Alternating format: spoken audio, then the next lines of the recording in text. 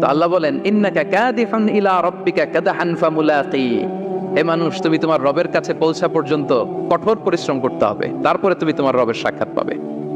তার মানে এই দুনিয়াটা হচ্ছে পরিশ্রমের জায়গা প্রিয় ভাইরা। এখানে পরিশ্রম না করলে সফলতার দেখা মিলে না। বাঁচতে হলে, সারভাইভ করতে হলে, টিকে থাকতে হলে আপনাকে পরিশ্রম করতে হবে।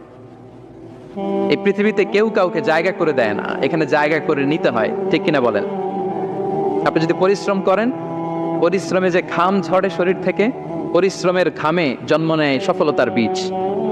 আপনি যখন হাড় ভাঙা পরিশ্রম করবেন, এই পরিশ্রমে যে লোনা পানি বেরোবে, যে ঘাম বেরোবে, এই ঘামেই জন্ম নেয় সফলতার বীজ। এবং সফলতার কোনো শর্টকাট হয় না প্রিয় ভাইরা। অনেকে অল্পতে সফল হতে চায়, শর্টকাট খুঁজে, আছে না নাই? না, সফলতার জন্য আপনাকে লং কাটে যেতে হবে। ওখানে কোনো লিফট থাকে না, সিঁড়ি বেয়ে উঠতে হয়। অনেকে চায় যে সফলতার লিফটে উঠবো, সুইচ চাপবো, সাকসেসফুল ইন লাইফ। না, এত সহজ না, আপনাকে সিঁড়ি বেয়ে উঠতে হবে। তাহলে পরিশ্রমের কোনো বিকল্প নেই। এই দুনিয়াটা হচ্ছে পরিশ্রমের জায়গা, সংগ্রামের জায়গা। আপনি সফল হতে হলে আপনাকে পরিশ্রম করতে হবে, করতেই হবে। আর পরিশ্রমে কোনো লজ্জা নেই। আমি বিভিন্ন আমার আলোচনায় বলি, কাজে লজ্জা নেই। কিসে লজ্জা নেই? আওয়াজ করে বলুন সবাই। কাজে লজ্জা নেই। লজ্জা হচ্ছে অলসতায়, লজ্জা হচ্ছে হাত পাতায়, লজ্জা হচ্ছে অকর্মণ্যতায়। কাজে লজ্জা আছে? লজ্জা কিসে বলেন সবাই? লজ্জা হচ্ছে অলসতায়, অকর্মণ্যতায়। যারা কাজ না করে ফুটানি মারে, ওইটাতে লজ্জা। অনেকে আছে ফুটানি মারে, আছে না নাই?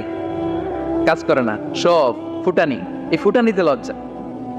কিন্তু পরিশ্রমে কোনো লজ্জা নেই। এজন্য আল্লাহ তাআলা বললেন ইয়া আইয়ুহাল ইনসান ইন্নাকা কাদিহুন ইলা রাব্বিকা কাদহান ফামুলাকি, হে মানুষ তোমার রবের কাছে পৌঁছা পর্যন্ত তোমাকে পরিশ্রম করতে হবে। হাড় ভাঙা পরিশ্রম করে আমার কাছে আসতে হবে, তবেই সফলতা মিলবে। অন্য আয়াতে আল্লাহ তাআলা বলছেন লাকাদ খালাকনাল ইনসানা ফি কাবাদ, নিশ্চয়ই মানুষকে আমি কষ্ট এবং পরিশ্রম নির্ভর করে তৈরি করেছি। এই পৃথিবীতে টিকে থাকতে হলে তাকে পরিশ্রম করতে হয়, কষ্ট করতে হয়। এবং দুনিয়ার এই সাইকেলটা যদি দেখেন, দিন এবং রাতের যে সাইকেল, রাতকে আল্লাহ বানিয়েছেন ঘুমের জন্য, রেস্ট নেওয়ার জন্য, বিশ্রামের জন্য। আর দিনকে আল্লাহ বানিয়েছেন কর্মচঞ্চল করে, কাজের জন্য। দিনের মধ্যে কর্মস্পৃহা আছে। আল্লাহ তাআলা সূরা নাবাতে বলছেন ওয়াজআলনা নাহারা মাআশা, আমি দিনকে বানিয়েছি কর্মচঞ্চল। দিনে আপনি কাজ করবেন, হাড় ভাঙা পরিশ্রম করবেন, তবেই সফলতা ধরা দিবে, ঠিক কিনা বলেন? তাহলে প্রথমে আমরা জানলাম এই পৃথিবীতে পরিশ্রম করতেই হবে, পরিশ্রমের কোনো বিকল্প নেই। সফল হতে চাইলে কি করতে হবে? আওয়াজ করে বলবেন, কি করতে হবে? এবং ইসলাম এই পরিশ্রমকে উৎসাহিত করে, পরিশ্রমের মাধ্যমে যে ইনকাম, এটাকে উৎসাহিত করে। বিষ্ণু ইসলাম বলেন মা আকালা আহাদুন তাআমান কাত্তু খায়রান আইয়াকুলা মিন আমালি ইয়াদাই, মানুষ পরিশ্রম করে তার দুই হাত দিয়ে উপার্জন করে যে জীবিকা নির্বাহ করে, এর চেয়ে শ্রেষ্ঠ জীবিকা পৃথিবীতে আর নেই। আল্লাহু আকবার। আপনারা যারা কষ্ট করে ঘাম ঝরিয়ে উপার্জন করেন, এই পৃথিবীতে এর চেয়ে শ্রেষ্ঠ উপার্জন আর হতে পারে? পরিশ্রম করে ঘাম ঝরিয়ে আপনি যে রিজিক এর বন্দোবস্ত আপনার হয়, এই খাবারের চেয়ে শ্রেষ্ঠ খাবার পৃথিবীতে হতে পারে? এরপর বিষ্ণু ইসলাম বললেন ওয়া ইন্না নাবিয়াল্লাহি দাউদ আলাইহিস সালাম কানা ইয়াকুলু মিন আমালি ইয়াদি, আল্লাহর নবী দাউদ আলাইহিস সালাম তিনি নিজ হাতের উপার্জন থেকে খেতেন। সুবহানাল্লাহি বিহামদিহি। তিনি আর্মার বানাতেন, যুদ্ধাস্ত্র, তিনি বর্ম বানাতেন, নিজ হাতে বর্ম বানিয়ে, যুদ্ধাস্ত্র বানিয়ে বিক্রি করে সেটা দিয়ে জীবিকা নির্বাহ করতেন। আল্লাহু আকবার। তাহলে পরিশ্রমের কোনো বিকল্প নেই। শ্রমের মাধ্যমে যে উপার্জন, এটা শ্রেষ্ঠ উপার্জন। তাই শ্রমজীবী যারা আছেন, মনক্ষুণ্ণ হবেন না, মন ছোট করবেন না। You are the super hero, you are the super hero, you are the remittance fighter of our country. এজন্য রাস্তা দিয়ে যখন হাঁটবেন, বুক ফুলিয়ে হাঁটবেন, আর বস্তা ভরে টাকা নিয়ে দেশে ফিরবেন, ঠিক কিনা বলেন? বুক ফুলিয়ে হাঁটতে হবে। এজন্য আমি আমার প্রিয় মাতৃভূমি বাংলাদেশের গভর্নমেন্টকে অনুরোধ করবো, আমাদের শ্রমজীবী ভাইদের যাতে সুবিধা হয়, এই ব্যবস্থা আপনাদের করতে হবে। বিনীত অনুরোধ রাখবো, শ্রম মন্ত্রণালয়ে যারা দায়িত্বে আছেন, স্পেশালি তাদেরকে রিকোয়েস্ট করবো, আমাদের শ্রমজীবী ভাইদের যেন কোনো কষ্ট না হয়, কারণ তাদের পাঠানো রেমিটেন্সে সচল থাকে আমার দেশের অর্থনীতির চাকা। তারা ভালো থাকলে ভালো থাকবে বাংলাদেশ। ভেরি সিম্পল, ঠিক কিনা বলেন? আমার যে ভাইটা পরিচ্ছন্নতা কর্মী, রাস্তা ক্লিন করে, এয়ারপোর্টে ওয়াশরুম ক্লিন করে, একজন পরিচ্ছন্নতা কর্মী, তারও 20 থেকে 30 হাজার টাকা বাংলাদেশে ঢুকে প্রতি মাসে। আপনি চিন্তা করতে পারেন? 6টা মাস যদি রেমিটেন্স বন্ধ হয়, শ্রীলঙ্কার চেয়েও খারাপ অবস্থায় বাংলাদেশে চলে যাবে। Just only 6 months.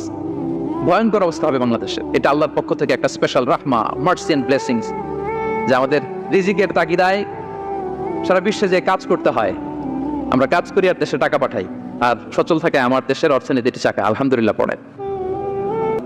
বিশ্বনবী সাল্লাল্লাহু আলাইহি ওয়াসাল্লাম অত্যন্ত পরিশ্রমী ছিলেন। He started his first career as a shepherd. সুবহানাল্লাহ। ওনার প্রথম ক্যারিয়ার উনি রাখাল হিসেবে শুরু করেছেন। রাখালরা যে কাজ করে, অর্থাৎ মরুভূমিতে ভেড়া, মহিষ, ভেড়া, ছাগল, তারপর বকরি, দুম্বা, এই চরানোর কাজগুলো দিয়ে বিষ্ণু সাল্লাল্লাহু আলাইহি ওয়াসাল্লাম তার ক্যারিয়ার শুরু করেছেন এজ এ শেফার্ড। বিষ্ণু সাল্লাল্লাহু আলাইহি ওয়াসাল্লাম বলেন, সহিহ বুখারীর বর্ণনা, মা বাআসাল্লাহু নাবিয়্যান ইল্লা রাআল গানাম। আল্লাহ তাআলা এই পৃথিবীতে এমন কোন নবী পাঠায় নাই যে নবীরা ছাগল চড়ায় নাই। সুবহানাল্লাহ পড়বেন না? সাহাবারা বললেন, ওয়া আনতা ইয়া রাসূলুল্লাহ, হে আল্লাহর নবী আপনিও ছাগল চড়িয়েছেন? বিষ্ণু সাল্লাল্লাহু আলাইহি ওয়াসাল্লাম বললেন, নাআম, আমিও ছাগল চড়িয়েছি। ওয়া কুনতু আরআহা আলা কারারিত লি আহলি মক্কা। আমি অল্প কিছু মজুরির বিনিময়ে, অল্প কিছু টাকার বিনিময়ে, সামান্য কিছু পারিশ্রমিকের বিনিময়ে মক্কার লোকদের ছাগল চড়িয়ে দিতাম। সুবহানাল্লাহ পড়েন। ছাগল হচ্ছে খুব টেরা প্রাণী, ডানে টানলে বায়ে যায়, বায়ে টানলে ডানে যায়। তাদেরকে একসাথে করা এজ এ শেফার্ড, এটা মরুভূমিতে খুব কষ্টের কাজ। আল্লাহ তাআলা প্রত্যেক নবীকে দিয়ে ছাগল চড়িয়েছেন যাতে করে কিছুদিন পরে নবীরা মানুষ চড়াতে পারে। সুবহানাল্লাহ। আল্লাহ বুঝাতে চাইলেন, এখন ছাগল চড়াও, এদের উপর যদি কন্ট্রোল নিতে পারো তাহলে মানব জাতির উপর কন্ট্রোল নিতে পারবো। আল্লাহু আকবার। এজন্য প্রত্যেকটা নবীকে দিয়ে, সহিহ বুখারীর বর্ণনা, মা বাআসাল্লাহু নাবিয়্যান ইল্লা রাআল গানাম। আল্লাহ পৃথিবীতে এমন কোন নবী পাঠায় নাই যেই নবীকে দিয়ে আল্লাহ ছাগল চড়ায় নাই। তো বিষ্ণু সাল্লাল্লাহু আলাইহি ওয়াসাল্লাম ছাগল চড়িয়েছেন, অত্যন্ত সুঠাম দেহে ছিলেন, কর্মঠ ছিলেন। তার মানে বিষ্ণু সাল্লাল্লাহু আলাইহি ওয়াসাল্লামও পরিশ্রম করে উপার্জন করেছেন, ঠিক কিনা? ছাগল চড়াতেন, তার বিনিময়ে সামান্য কিছু পারিশ্রমিক নিতেন, মজুরি নিতেন, এতে লজ্জা নাই। এজন্য এই কথা দিয়ে শুরু করেছে যে কাজে লজ্জা নেই। এই তো বিষ্ণু সাল্লাল্লাহু আলাইহি ওয়াসাল্লামের ক্যারিয়ার গেল। আমরা যদি সাহাবাদের জীবনী দেখি, ওনারাও পরিশ্রমী ছিলেন। কেউ খেজুর বাগানে কাজ করতেন, কেউ কৃষি কাজ করতেন, কেউ বাজারে ব্যবসা করতেন, কেউ বসে থাকেন নাই। হাড় ভাঙা পরিশ্রম করেছেন প্রত্যেকটা সাহাবা। তারা আমাদের মডেল, তারা আমাদের সুপার হিরো, তারা আমাদের আইকন, ঠিক কিনা? নবীরা আমাদের মডেল, সাহাবারা আমাদের মডেল। বিষ্ণু সাল্লাল্লাহু আলাইহি ওয়াসাল্লাম কর্মঠ ছিলেন, ওনার সাহাবারা অত্যন্ত কর্মঠ ছিল। কেউ বসে থাকতেন না, পরিশ্রম করতেন, হাড় ভাঙা পরিশ্রম করতেন, উপার্জন করতেন। তারা আমাদের জন্য প্রেরণার বাতিঘর। অনেক সাহাবাদের বায়োগ্রাফি থেকে আপনাদেরকে ঘটনা শেয়ার করা যাবে। আমি একজন সাহাবার জীবনী শোনাবো আপনাদেরকে। আব্দুর রহমান ইবনে আউফ রাদিয়াল্লাহু তাআলা আনহু। 10 জন জান্নাতের, দুনিয়াতে বসে যে 10 জন সাহাবা জান্নাতের সুসংবাদ পেয়েছেন তাদের মধ্যে একজন, আলহামদুলিল্লাহ বলেন।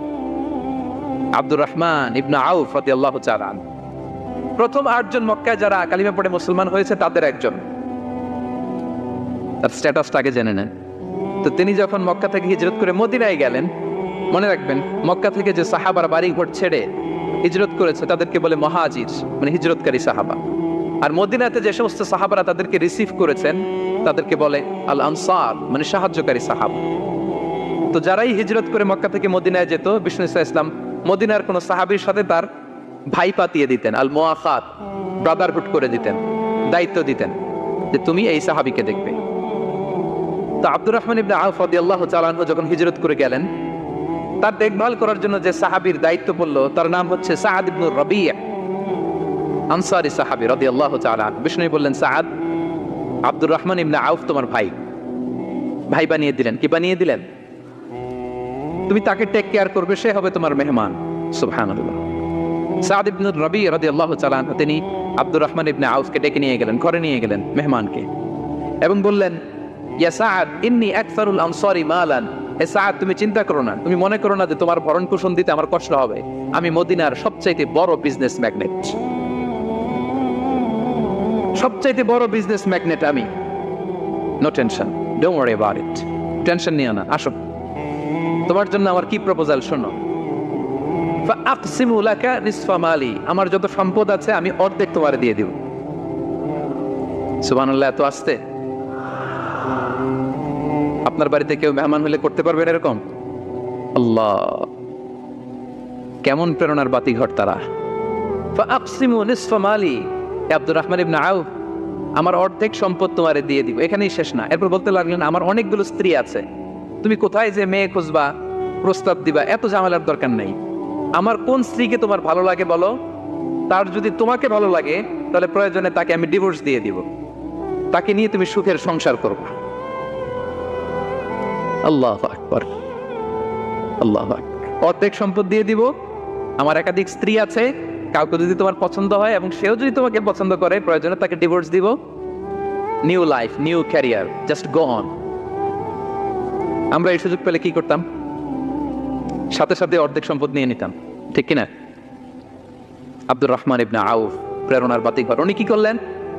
উনি বললেন, লা হাজাতা লি ফি যালিক। আমার ভাই, তুমি যে বলছো সাদ ইবনে রবি, তুমি যে এত চমৎকার প্রপোজাল দিয়েছো, এতেই আমি খুশি, তোমার কোনো কিছুর আমার দরকার নাই। বারাকাল্লাহু লাকা ফি আহলিকা ওয়া মালিক, আল্লাহ তোমার সম্পদেও বরকত দেখ, আল্লাহ তোমার পরিবারেও বরকত দেখ। তবে একটা কষ্ট করতে হবে, সেটা কি? আব্দুর রহমান ইবনে আউফ বললেন, দুল্লানি ইলা সুক, just show me the way to market. মদিনার বাজারটা কোথায় এটা একটু দেখায় দাও। আমি নতুন মানুষ, পথঘাট চিনি না। দুল্লানি ইলা সুক, just show me the way to market of Medina. মদিনার বাজারটা কোন রাস্তায় একটু দেখায় দাও। আল্লাহু আকবার। সাদ ইবনে রবি বললেন, এই তো মদিনার বাজার। উনি যে কিছু ঘি কিনলেন, পনির কিনলেন, কিনে বিক্রি করলেন, প্রফিট করলেন। ওই প্রফিট দিয়ে আরো বেশি করে কিনলেন, আবার বিক্রি করলেন, প্রফিট, আবার বিক্রি করলেন, প্রফিট। এই কেনা বেচা করতে করতে 1-2 মাসের মধ্যে উনি মদিনার one of the biggest business magnate হয়ে গেলেন। আল্লাহু আকবার। কি হাড় ভাঙা পরিশ্রমী না তারা করেছেন।